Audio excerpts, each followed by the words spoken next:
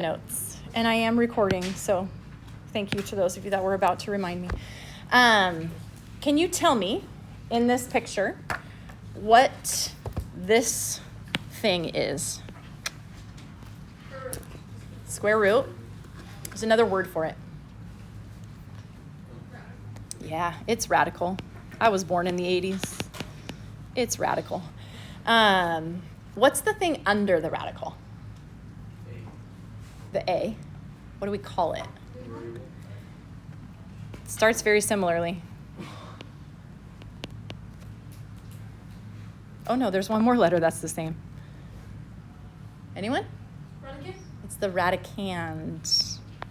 Okay, so there's the radical is the symbol. The number that's underneath the radical is the radicand. Okay, now, what's a perfect square? Prime, no. Not prime. Sophia. A number that's like an exponent to itself. Like 2 times 2 is 1 Right, okay, so you're taking a number and multiplying it by itself to get this new number, right? So 1 squared is what? 1. 2 squared is 4. Okay, see if you can make a list. Side note, if you've not done paper notes before, you kind of need to write, not small, don't write large. If you write large, you're gonna run out of space, okay? So 1, 4, what would the next one be? See it, okay, keep going. Go as high as you can without plugging into a calculator. I'm going to go up to the number 400, by the way. So if you get to 400, you can stop. I'm really impressed if you can get to 400 just with mental math. I can't get to 400 with mental math. I look at it every time. Don't look up here unless you're done.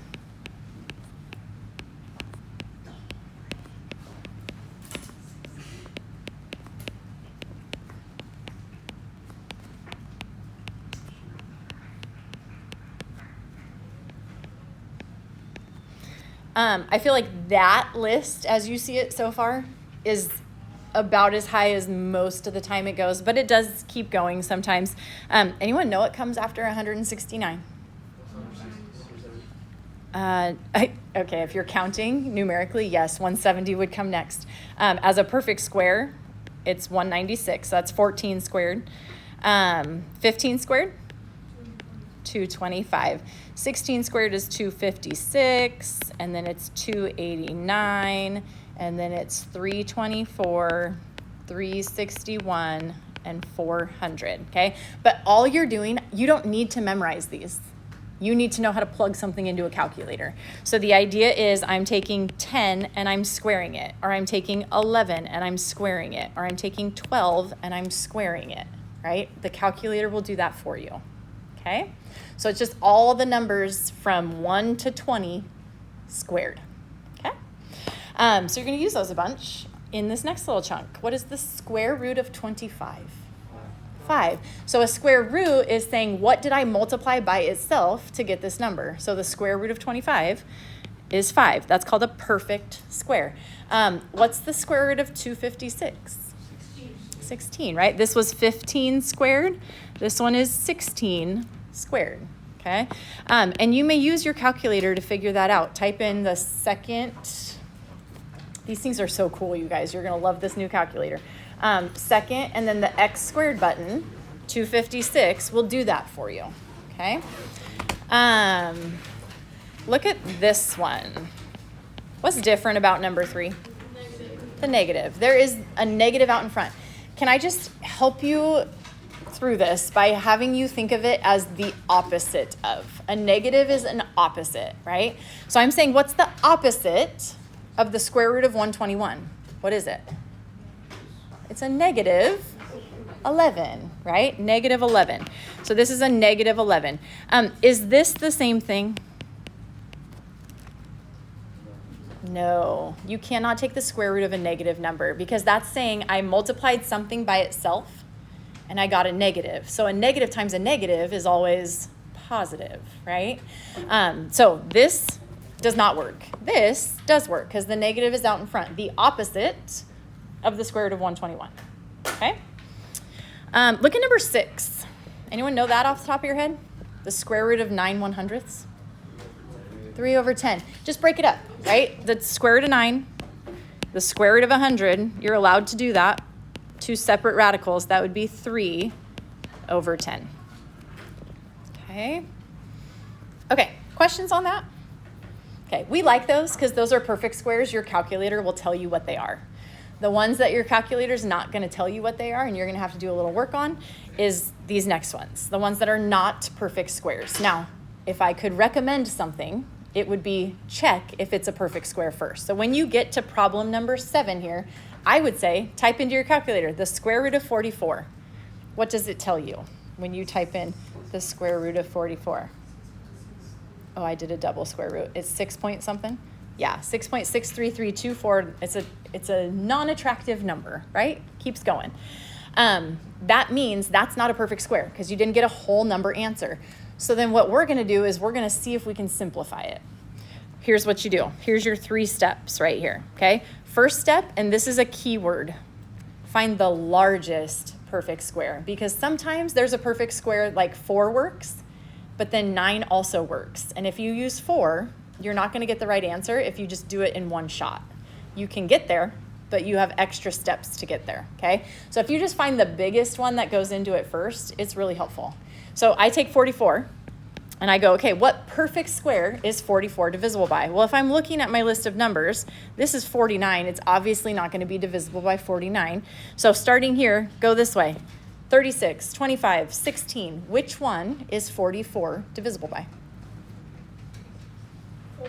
It's 4, okay? And if you don't know that, it's okay, because you just go like this. 44 divided by 36. 44 divided by 25. 44 divided by, and you just work your way down with division. If it works, it's going to be a whole number, okay? So 44 divided by 4. So I always break it into 2 things like this. And you don't have to do it this way, but I'm just going to show you over here. Here's what I always do. I put the perfect square on the left side, and I put the thing that is not a perfect square on the right side.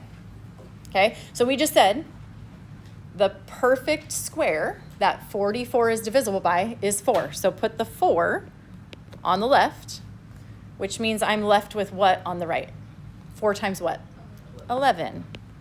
Okay, so if you went 44 divided by 4, you got 11. There is something about this that you can simplify. What is it? Yeah, the square root of 4 is 2, and then you've got a root 11. To root 11, to rad 11, to square root 11, those are all saying the same thing, okay? Root, rad, square root, all the same. Okay, jump over to number 8.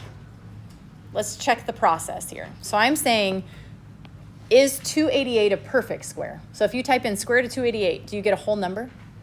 No, you get a decimal, okay? So it's not a perfect square, which means we've got to do this. So then you come up to this list up here. What perfect square is 288 divisible by? So 288, I mean, we're at 289 right here. So you could start just below that, 288 divided by 256. But if you're thinking logically, it's not going to work, right? So think what would make sense here. 225 is too big. 196, too big. So you're going 288 divided by, maybe you start at 169. 288 divided by 169, does it work? No. 288 divided by 144, does it work? Yes, that one does. So you put the perfect on the left. 144 times what? What's 288 divided by 144? It's 2. Okay, so you're here. That means your answer is take the square root of the one on the left because it's perfect. What is that? 12. That's 12. The root 2 has to stay put because it's not perfect, and that's your answer. Okay, you try number 12. The square root of 162. See what you get.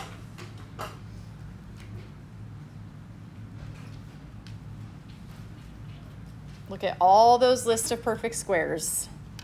What could you divide 162 by?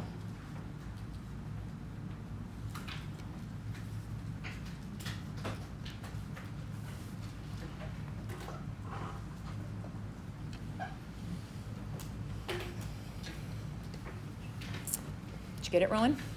What'd you get? 3 square root 2. 3 square root 2. Anybody else get 3 root 2?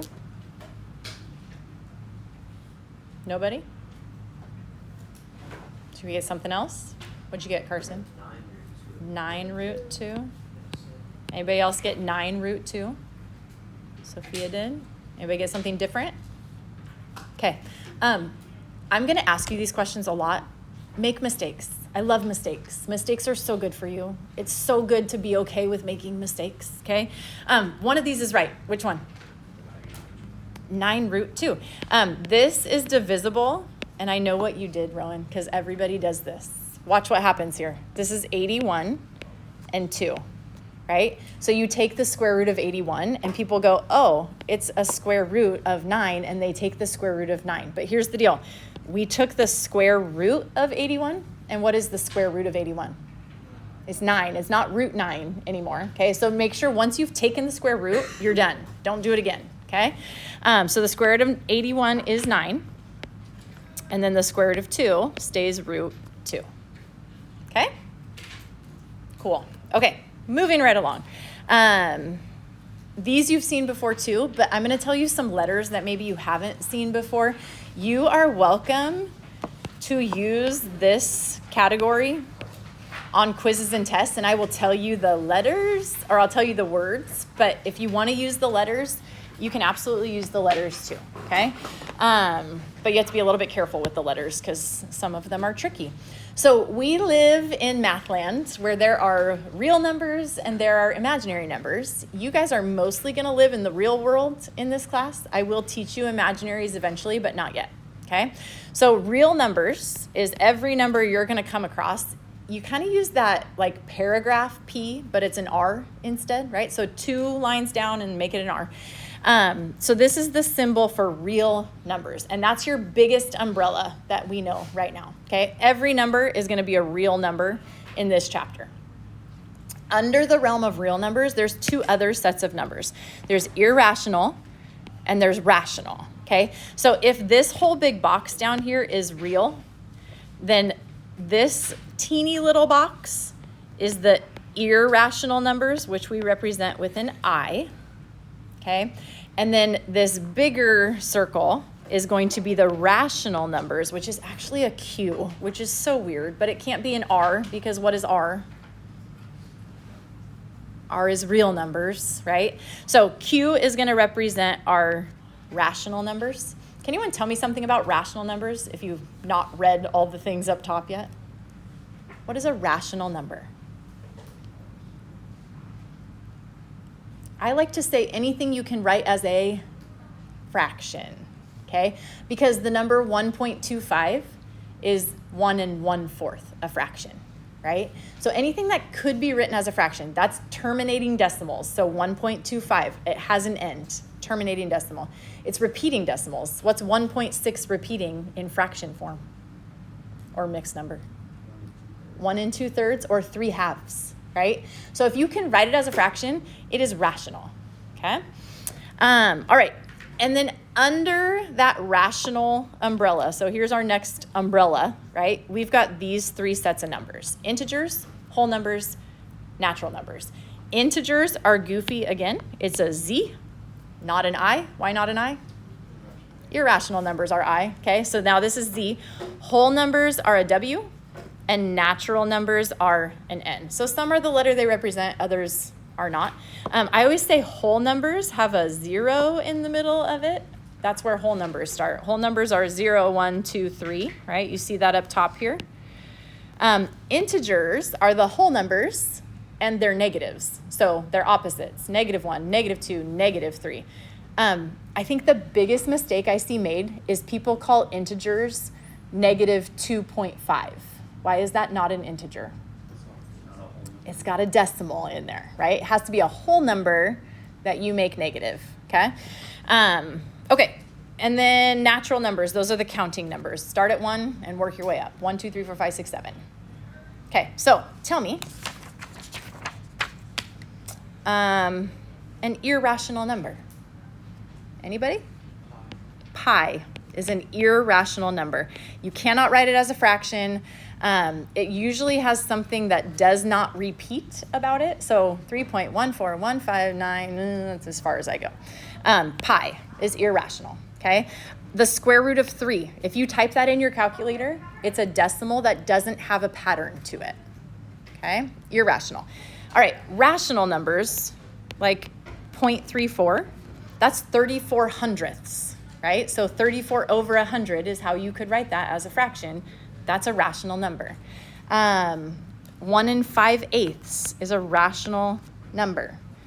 0.2 repeating is a rational number, right? 0.22222 you can write as a fraction. Did you know there's a button on your calculator that will do it for you? Type into your calculator 0.2 and just a bunch of them. I think it will work. It does. Okay, now on this fancy new calculator you have, hit math, and then that number 1 says frac. So math frac, you'll hear me say that a ton in this class. What do you get? 2/9. Okay, your calculator will tell you if you can make it a fraction or not. Okay, integers. Here's a trick question for you. Is this an integer? It totally is. What is that number? -10. That's an integer, okay? So don't look at it for what it seems to be. Look at it for what its value holds. That's -10. It's an integer. How about this one? 8/4. Is that an integer? Yes. Yeah, it's the number 2, okay? How about 0? Is that an integer? Yeah. It's a whole number too, but it's also an integer. All right, so down to whole numbers. 0 is a whole number. Is 20/4 a whole number?